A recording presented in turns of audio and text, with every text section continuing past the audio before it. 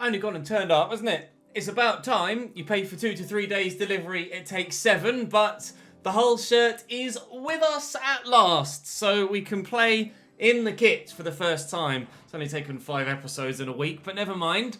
We start today. Actually, we've got not a busy month, but still a big month. We've Charlton, Sunderland and Oxford, as well as Lincoln. That'll be the one that we sim at the end of the month. Charlton are 6th, a point above us in 9th.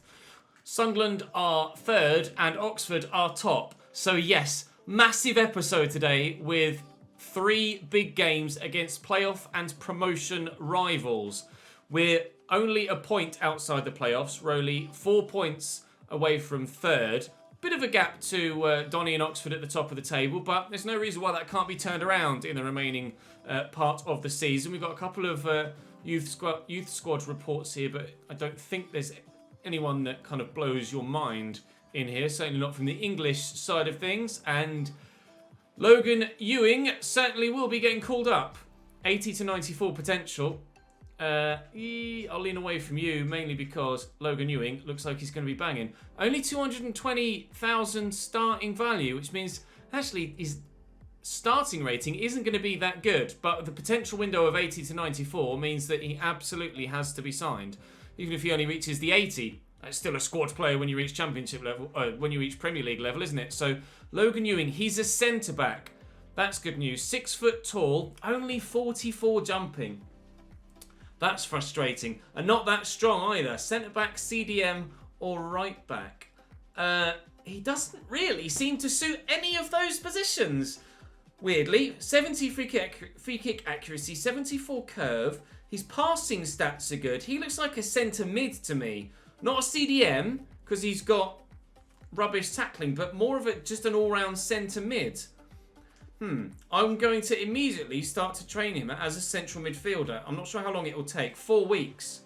I mean, that surely is the obvious thing for him, with rubbish defending, not the best physicals either, decent passing, and okay dribbling, passing being his best stat. That's a centre mid to me, so I'm going to train in there. His overall should hopefully shoot up, and then we can get him called up towards the first team squad.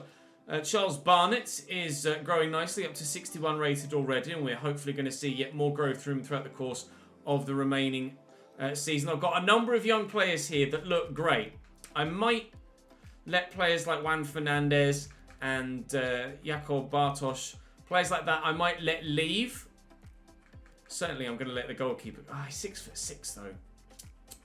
If he's not going to grow that, I'm going to let him go. If we don't get players that are significantly better, like this Bartosz guy, Ewing is going to be a centre mid and immediately going to eclipse Bartosz. So I think Bartosz is probably done for, and Juan Fernandez doesn't really suit any position at the minute. So I think he's probably done for too. And if we're going to get players like Ewing come through, then obviously they're going to take priority over some kind of mid-level players that we're not really too sure about. Unfortunately, we're missing McGuinness again and Elder at left-back for this next game. McGuinness now joint top goal scorer at the top of the table with Matty Taylor. Will Grigg there on 10, just one behind as well. And we'll be playing against both of those in today's episode with games against Oxford and Sunderland respectively. Let me... actually, we'll play Louis Coyle at right back, and up top, sorry Mayor, it's going to be, I'll go with Scott because he has better shooting and he's slightly quicker. He's not as good at passing, he's not as good at passing or dribbling, I don't think. No, passing, dribbling and defending aren't as good for him, but he's better in pace, shooting and physical, and to be honest, that's probably where we need him to be better as a striker. So that's the way we're going to line up then moving into this game against Charlton Athletic.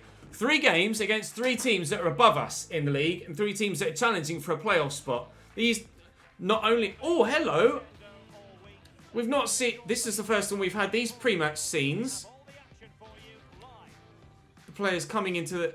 That's the first time I've seen that. New cutscene at the beginning of the game. Love that. New pre-match cutscenes. We're at home as well, so it is coming into a real-life stadium. But we've played at home a number of times so far this year. Not seen those. Oh, well... We've seen the away side turn up, not seen our side turn up. I'm just going to skip through, seeing as I'm here already. Let's have a look to see what Charlton's starting lineup looks like. A 4-3-3 with Ben Amos in goal, Martson, Pearce, Innes and Matthews at the back. Ben Watson, Gilby and Forster-Caskey in the midfield, with Smith, Merlini and Chukwuemeka up top for Charlton. They're in the playoffs. We want to be in the playoffs. We will be if we win this. So, let's win this. Playing in the kit for the first time. Let's make it count. Round the corner to Pinto. He's been performing well recently, Pinto. Certainly need him to do so again. Is to continue his great growth. He's up to 70 rated now and challenging to be one of our, well, the highest rated player at the club. That's still Jordi Device at 72, I think he is now. That's a good delivery, and Joshua Emmanuel does well to scramble that behind with Aniki loitering, waiting to try and turn it home. Charlton have a corner after 8 minutes, and we are up against it with those away fans in that corner there, trying to cheer on their team. Not many of them wearing this away kit, actually. The grey kit for Charlton, obviously playing red and white at home. Merlini, back there to Watson. It was blue and white teams that we struggled with in the last episode. Oh, but that's a finish and a half by Merlini. And it's the grey and black of Charlton that have the 1-0 lead here early doors. Doing a Jamie Vardy, but not quite so destructive to the corner post as Vardy was at the weekend.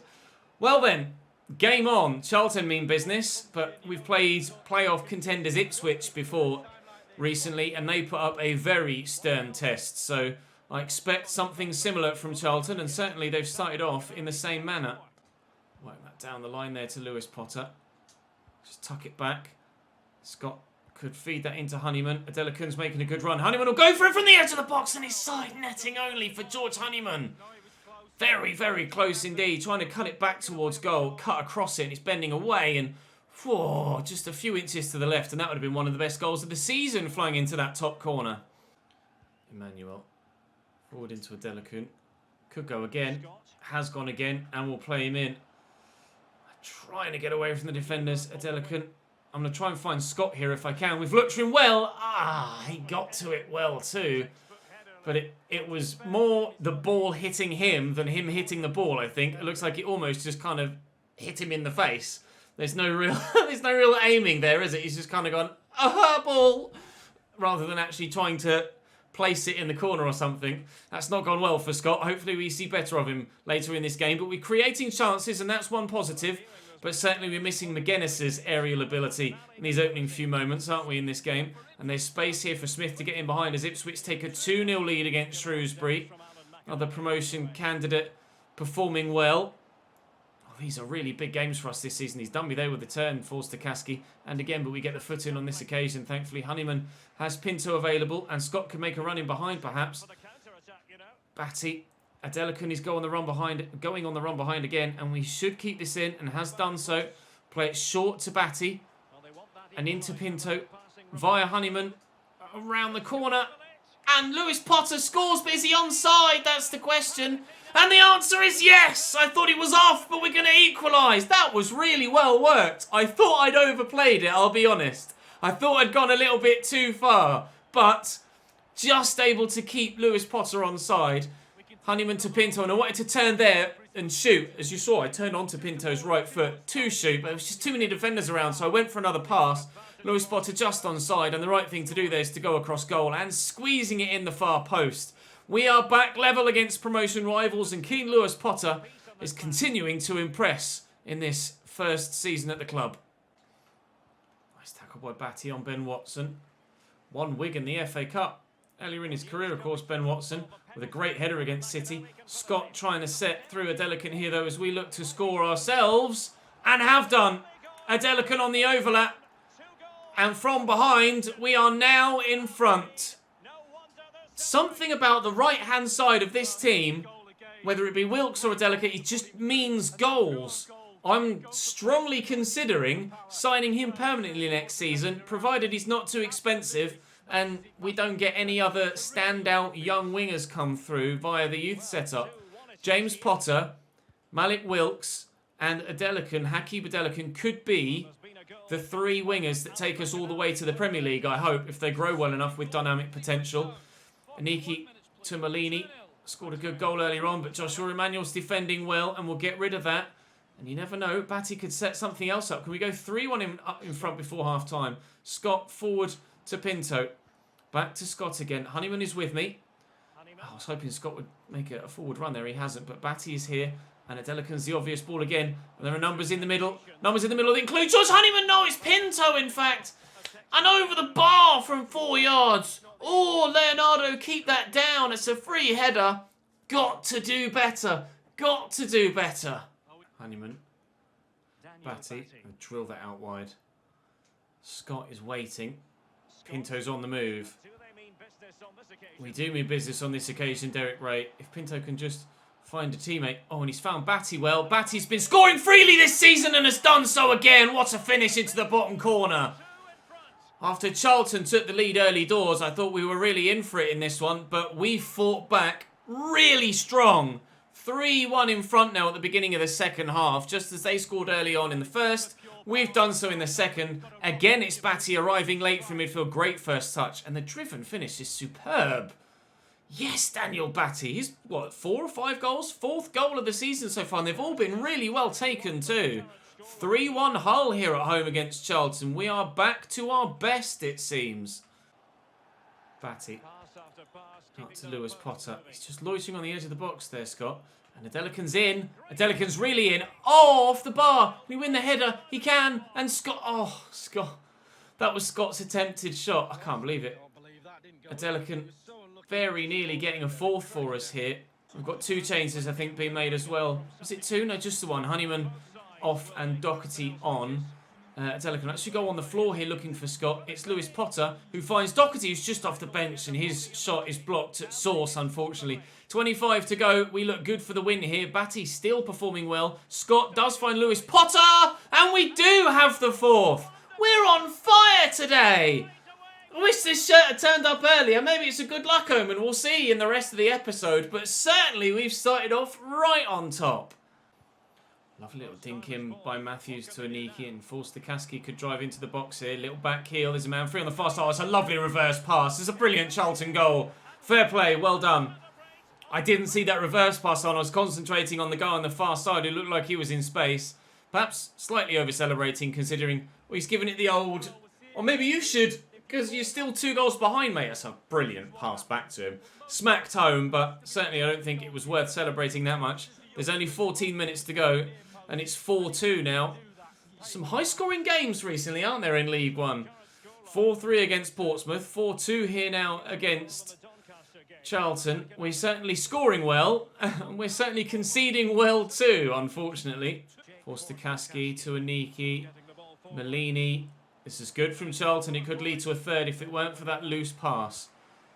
Might have given us a really nervy end to the game if that final pass had been a bit better. Now, Pinto isn't the fastest, as you might well see there, unfortunately, which is why we moved him from his original wide midfield role to a cam role, because he's not that quick. Unfortunately, his pace hasn't improved that much since the start of the season, but hopefully it will do. They're making a change here, but as you can see, top left, we're in the 3rd of 2 minutes added on, so I certainly don't expect the whistle to be too far away. As soon as this guy takes control, the referee should do us a favour. He says, thank you, and we'll win the opening game of the day. Task number 1 on the checklist. Ticked. Task number 2 against, or 2 and 3 against Sunderland and Oxford on the way. Ipswich batter Shrewsbury by 4-0. Does that move us into the playoffs? It does. Up to 6th now. Up to 6th with 4th placed Sunderland next, and then top Oxford after that. Are we at home or away? We are away. I will see you at the Stadium of Light. Remy Matthews in goal for Sunderland. Luke O'Neill or 9. I'm not sure how. I can never remember how to pronounce his surname. I think it's Luke O'Neill. 5 at the back for them with McFadden at left back. Will Grigg and Charlie Wyke through the middle. Of course, Will Grigg challenging for the golden boot. We'll wait and see what the 3 midfield can do as well. Max Power's certainly a good player, but a couple of changes for me. Only just the 2, I think. Doherty in and McLaughlin in. Other than that, well, McGuinness and Elder back. So 4 changes, I guess, technically from the previous game. But we should be good against Sunderland. Although, they are challenging for automatic promotion themselves. So it could either go either way. It could be like the Charlton one, where it was a really solid game. And despite the early setback, we ran out comfortable winners. Or it could be like Ipswich, where we were really up against it and scraped a point in the last minute. Grigg turns well into max power. Elders had to tuck very narrow here, so I'm going to try and get a midfielder involved. Just works well, actually. And Batty will play that in front of Lewis Potter. 09 is battling hard, though, but can't win it off the young midfielder. We'll get it inside, and McGuinness could play through Pinto. Doesn't score many, and hasn't scored now. Off the woodwork.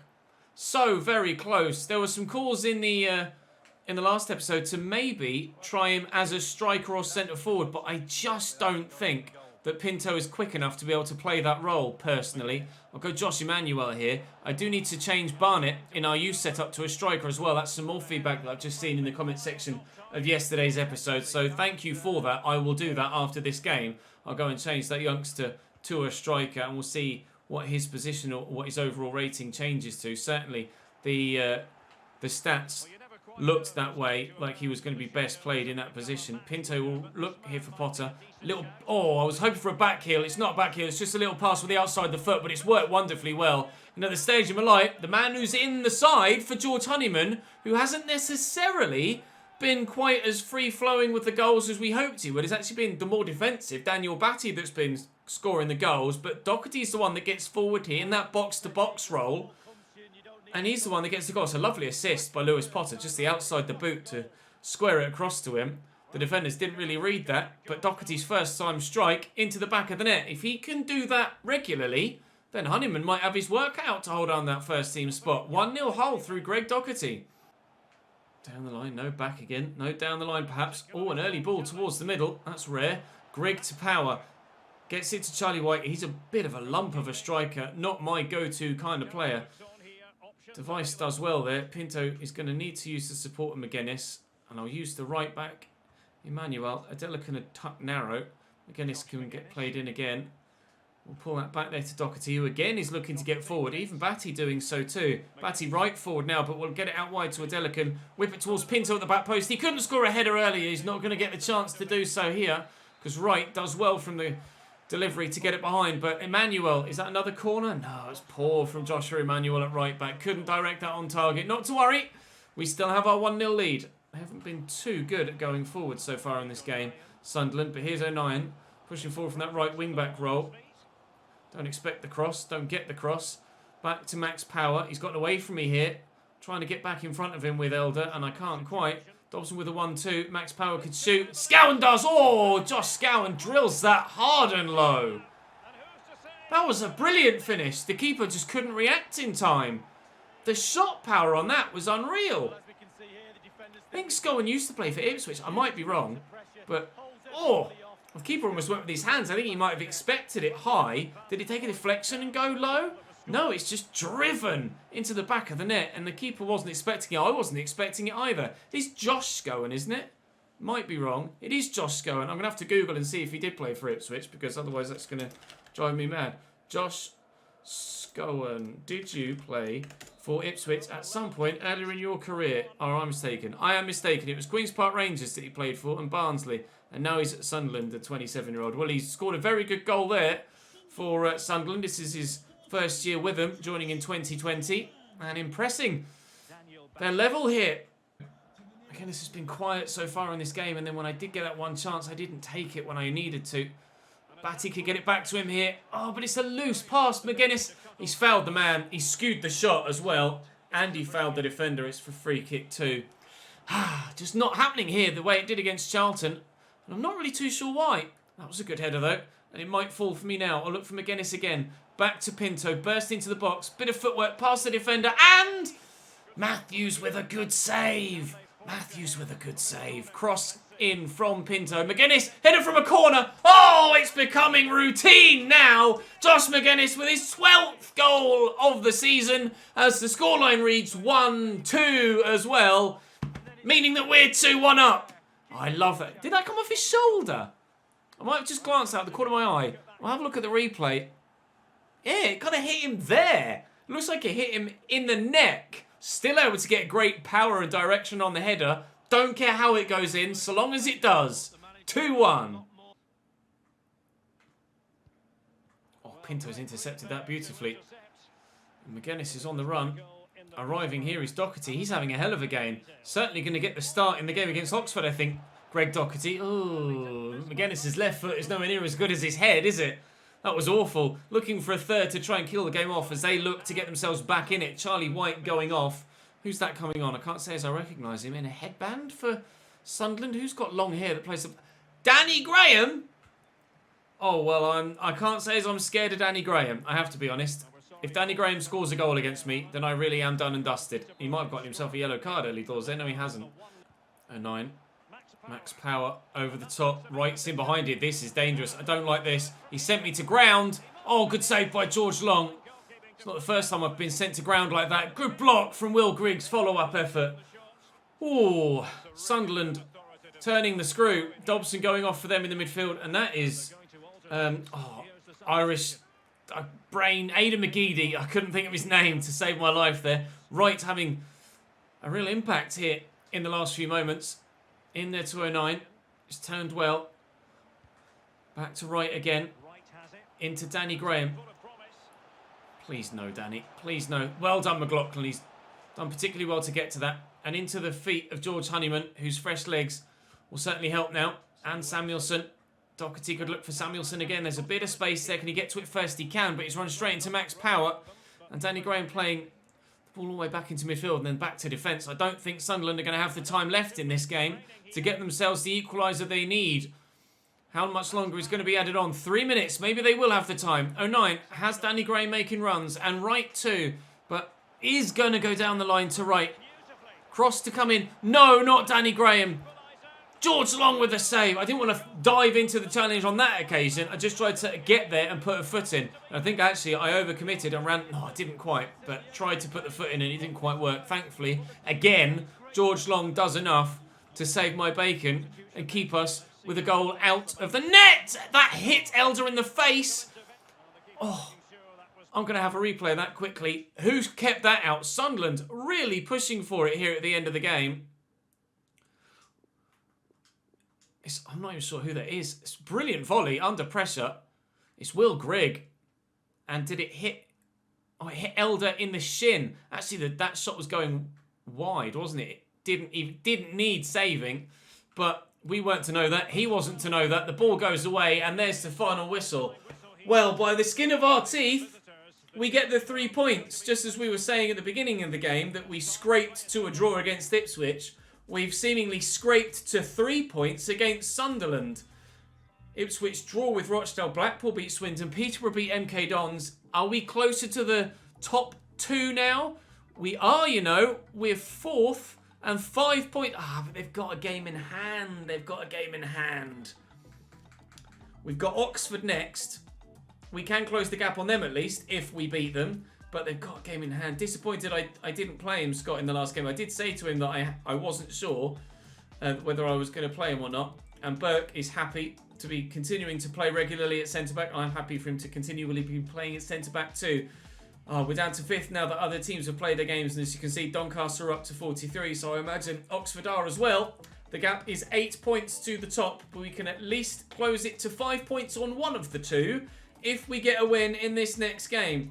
A loan to buy for Billy Chadwick. I will delegate and see if they'll be open to a short loan till the end of the season. We'll wait and see. We'll wait and see. He can go on loan to Accrington. I'm quite happy for that. Right. To the KCOM we go with Oxford United coming to say hello. Oxford, Simon Eastwood in goal for them. This is the team that's leading the way in League One this year. James Henry out wide. Matty Taylor, as we've seen, is one of the leading goal scorers in the league, and he's up top through the middle in their 4-3-3. Musinho at centre-back with the captain's armband. They're a team to be respected, Oxford. They're a team to be respected. They're top of the table, along with, was it Doncaster in 2nd, and running away with it, it seems. I mean, if we're in 4th or 5th, and at 8 points off them at the top, then certainly they've had an extremely strong start to the season, Oxford United. I hope we can get a point from this at least. I'd be happy with a point considering how good they've been this season. Just actually remembered that I forgot to start Doherty, and Honeyman has kind of lucked his way into another start here. Pinto's slightly tired, so maybe we'll take Pinto off, push Honeyman into that cam role after about an hour or so, maybe even at half time, and bring Doherty on. to give him the start. I meant to start him, it's my mistake. I meant to change the youngster's position as well, but we were caught mid-commentary between games and I just advanced and then jumped straight into this one. So, Oxford United at home. It's us versus top of the table. See what we can do. Pinto arriving. He's on the run there, James Potter, but I wasn't sure about the offside. Great footwork from Pinto. That's one of the key parts of his overall play this season. Oh, Batty, is he going to get the shot away? He's not. Musinho does just enough to get a big toe to it to deny me the opportunity and Batty the chance to get another goal in this League One season. Win that, please. Oh, Elder's got caught underneath it and James Henry can get away here. He's going to need to turn back for support. I don't think he quite has enough in the middle to get the cross in. He spun the man well. Hansen into Kelly is offside. They certainly need to keep their eyes on that. Oxford, that's 2 attacks they've had so far, and twice they've had a man the wrong side of the line. Oh, if only that had fallen for Batty, we could have been in front already and really put Oxford up against the wall. Back to Pinto here. They've got loads of men in the midfield there. I had nowhere to go with McGuinness, and now we have somewhere to go with McGuinness. That somewhere could be in here, and if I can get the timing and the power on the pass right. Oh, thumping finish. I think we're going to sign him permanently. We'll have to wait till next season, of course, but I don't mind. He's having a hell of a year. And even if he only ends up being a squad player when Wilkes comes back, certainly he's proven his worth to the club and to the squad with his performances so far this season. Adelican with another goal for Hull City, and we lead by 1-0 against the league leaders. Henry down the line to Matty Taylor. Backing off him a little bit, and then we'll close him down. Device does well. Corner for Oxford. 5 minutes to go in the first half. James Henry to deliver the ball. That's decent. It's away by Elder. Nicely done. Who's going to get to that first? It's going to be Brannigan, the centre mid. He's got the option down the line, but I think he might have just been offside. The defence stepped really well there. I don't have offside trap turned on. And Henry again. Oh, he's done me there. I thought he was going to go back. I was certain of it. Inside to James Hansen. Here's more. Oh, okay. Just brush past him and don't actually try and get the ball then. And it's cost us a goal. What are you doing, defender? He's run up. I've asked him to tackle and he's just run past the man and the ball. Great. That's not... What's him? What's he doing? Oh, God, I don't understand that. It's a great turn and finish afterwards, though. Take nothing away from that. Wonderful goal. Who was it? It's Moore. God. Accuracy and power. Keeper, no chance. Of all people, Elliot Moore scores a banger on the brink of half-time, and Oxford are level. Musinho into Brannigan. Bookman trying to outmuscle him with Daniel Batty, but couldn't. Fleetwood take a 2-0 lead against Wimbledon. Fleetwood's form has certainly been dropping off recently. We're above them now in the table. But if they start to get back onto a good run, under presumably Joey Barton still as manager there, then we're going to have to be wary of a handful of teams below us. Here's Bookman getting into the box. I'm not committing to a tackle. I don't want to foul someone in the box, give away a late penalty. I want this point at least against Oxford. Obviously been a great side in the league so far. They've got one of the top goal scorers in the division in their lineup. And they are dangerous if we gift them the opportunity. So I'm trying not to gift them the opportunity. Bookman trying to get there with Joshua Emmanuel. I can't. It's great hold-up play, but it seems like Oxford are wasting time and going for a point. They might be a little bit more direct now that the ball's dropped free. No, it seems like Oxford are just quite happy to waste time and go for a point. I am surprised to see a side that are top of the table wasting time and going for just a draw. I mean, I guess it's a sign of respect to us that they're that scared of us going and winning the game, but I'm surprised to see it. But that was their tactic there, clearly, wasting the last few minutes in that corner. I'm quite happy to see out a draw. Only 3 shots in the whole game. Wow. Really tight game. Really tight game. I didn't expect that, that's for sure. A draw against them has seen us actually drop to 6th. We're still in the playoffs. Fleetwood are 4th now with that victory and have gone above us. We were above them on goal difference. As you know, we were on 35. They'd have been on 36. So actually, we were still behind them. I thought we'd jumped above them. Well, after 20 games, we are nearly at the halfway stage of the season. We're having a good year, but there's still work to be done. There's certainly still work to be done. Actually, whilst I remember, let me go and change young Barnett's position to striker. Because I said I was going to do that, and I haven't yet. 4 weeks is all it's going to take. We'll find out what his overall rating at striker will be with that 5-star weak foot in the next episode. But as we head towards the game against Lincoln, we should be strong enough to get 3 points here. I think we're at home. We're not. We're away, unfortunately. Wilkes is on his way back from injury, which is wonderful news. But Adelican is going to be slightly worried now. Or might be slightly worried that his spot is going to go.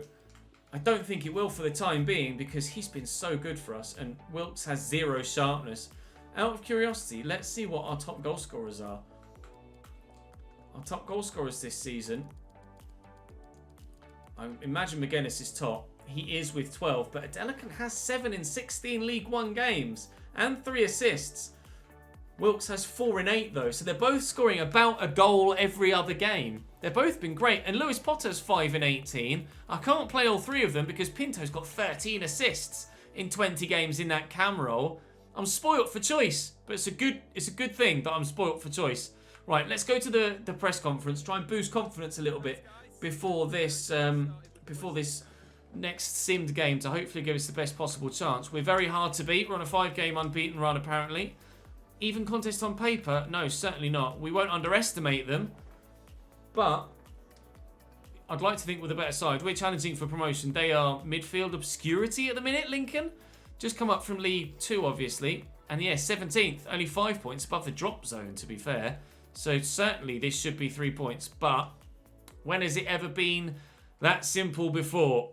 We lost to Plymouth in an interactive match sim recently. We lost in a quick sim match recently, so we don't really have a preference as to which one we think might get us the best possible result.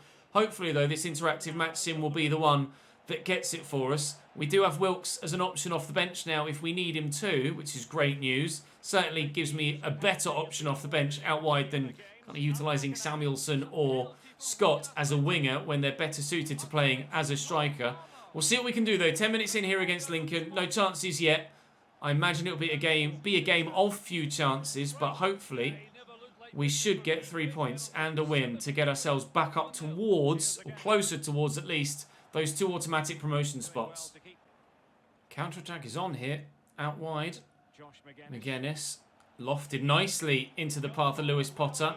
That took a block off the defender. The chance from a corner looks like it's going to be taken short. It's not. It's whipped in and cleared away again. A corner on the other side. This one certainly is going to be taken short. The man on the edge of the box. Can he shoot? He's turned one. He's shot. He's blocked. And again. And oh, what a save.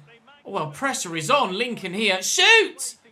Go in the back of the net. It just won't. Lovely football. Lovely football. Wonderful goal. Leonardo Pinto finishes it off. That had been coming. Lincoln on the back foot for a good 10 in-game minutes there. Save after block after block. And finally, with some intricate passing and wonderful movement, we do get the lead. Is it going to last long, though? That's the question. They've gone back to their defence. Hopefully it will last long. Nice ball inside. Lincoln looking dangerous, looking for the lofted return ball. Oh, it's pinballing around. You can see it bouncing around. Wilkes is coming on now for Adelican on the right-hand side. His sharpness is 0, rather understandably, because of his lack of first-team football for like 3 months. But I hope he can still play a part. There's only 15 or so minutes to go. Here's his first touch. 100% pass accuracy for him so far, which is good to see. I'm looking forward to using him again, to be fair. But I think Adelican is going to have to keep that first-team spot for the immediate future because he's just been so good. I can't deny him that. But Wilkes was very good for us. If perhaps Wilkes on one side and Lewis Potter on the other, but sorry, perhaps Wilkes on one side and Adelican on the other in place of Lewis Potter. But I want Lewis Potter to get the first team football. I'm willing to give him all of the first team football to ensure that he grows well enough And, oh, just wide from Daniel Batty there with 4 minutes to go.